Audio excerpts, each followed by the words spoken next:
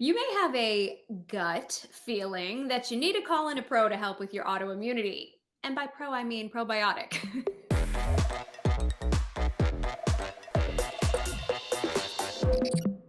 There's thousands, maybe even hundreds of thousands of strains of probiotics, right, out there. And I know, Dr. Maggie, you have discovered that some are particularly helpful in dealing with autoimmunity.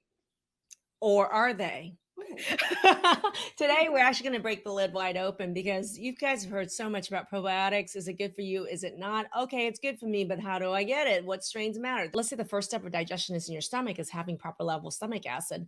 90% of you genetically don't even have adequate amount of stomach acid if you have autoimmune disease genetically. That's one mark That, against us there. that stomach acid kills the bad bacteria. So then you're just sitting here like, welcome to Fantasy Island. I'm dating myself. We're There all. are no armies of defense here whatsoever. Come on in and set up shop. The pH in our stomach, most of us is not even acidic because 90% of us don't have good, adequate amount of stomach acid. And as a result, we are just inviting it in, open door policy, no defense, even the first line defense, not even talking about later on. Mm. So digestion is the start. And listen to Carla. My digestion problem started at a root canal. Mhm. Well, the other thing is that some of these bacteria in your gut is contributing to the digestion. And if let's say she had a root canal because she had a ton of bacteria in her dental microbiome, all that bacteria shoom is going straight into your gut. Guess what Mhm. happens is it can actually push out some of the good bacteria that's working in there. Whoosh, her digestion problems really start. That's a huge shift in the bacteria from being balanced between the good and bad. Sudden influx of bad, there's a big shift right there. Yes. And that can happen after a root canal, but it can happen after 20 minutes of stress. Wow. Okay. So stress itself can push out the good bacteria and allow the bad bacteria to start to proliferate. They already has shown in multiple studies that after 20 minutes of a stressful, like you just got into a car accident, they can actually already measure a measurable change in the bacterial mix in your gut. And not only that, this is the worst yet. Okay, so what? They can actually measure something like IL-6, interleukin 6, which is one of those, when your cells are under stress, they send out stress signals, signaling downstream to the rest of your body, oh my God, bad juju is happening.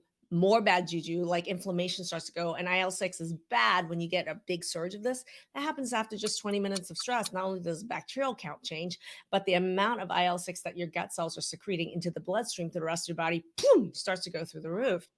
And that is a very powerful mediator in your body that turns on all sorts of inflammation in the rest of your body. That is wild. And I mean, obviously, we all have stress in our lives and there's unexpected things that can happen. So it makes it that much more important, it sounds like, to make sure that we are Mhm. supporting the good bacteria. And maybe let's talk about food. What is the role of food sensitivities in changing the gut microbiome? Oh, And interesting. that's why food mapping is so huge. What I have seen is that people with autoimmune disease, your immune system is jacked up. So of course you're gonna have a ton of food allergies. So people with high amount of food allergies, number one, they have a lot of what is called histamines, which is what your mast cells, your allergy cells produce when it's exposed to a food it doesn't like, it's allergic to. The histamine in people with autoimmune gut, sky high, right? Because of food allergies. The other thing is when it's high in the gut, it will raise the IL-6, which goes to the rest of your body.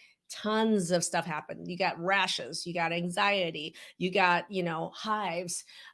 So this is like a downstream crazy, even chronic pain. So what you find is that these food allergies really are shifting the gut environment like crazy, creating like literally swollen intestines that Mm. then causes swelling in the rest of the entire your body. When your intestines are damaged and swollen, it's what we start calling a leaky gut situation. Things that shouldn't cross into the blood barrier from the gut goes right in. That makes food allergies even worse because your blood is seeing all these allergens it shouldn't normally see. And now it's like, oh my God, what is it doing here?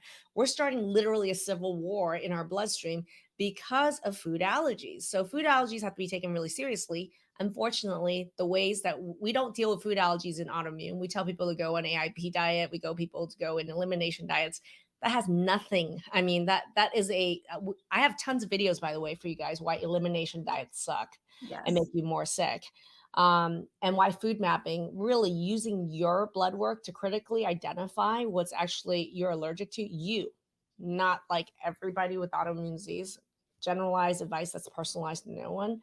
It's really critical.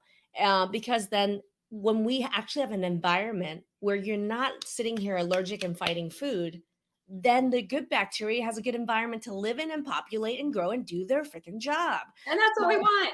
food allergies is freaking critical, and yet people are going and doing these mail order food tests and thinking they're accurate. They're not. People are going to the doctors asking for food allergy tests and hoping they're accurate. They're not, even if you're lucky to get them. That's why food mapping is really critical, and that's a piece of this. Clean up the environment, then that allows the good probiotics, good bacteria to be able to balance out the bad and have a healthy microbiome. So, food sensitivities is something that's important. Very important, it sounds like. If you understand just this one topic, that was just 1%, the tip of the iceberg on this one topic. And this is the kind of education that I think is really crucial for people to learn how to turn around their autoimmune disease naturally. So if you want to learn more about the program, we're going to put a link in chat. You can start a chat with our team to learn more. If you're really wondering what is the Transform Autoimmune, it's the 5 pillars. I've created 5 pillars. It's actually really 6 pillars. The 5 pillars approach to turning around autoimmunity. If you want to know what the 5 pillars are, put 5 pillars in the comment section and tell me a little bit about what autoimmune struggles you're struggling with, or click the link and message our team to learn more. We have so many resources that we'd love to share with you. All right, everybody, have a wonderful day and see you guys later.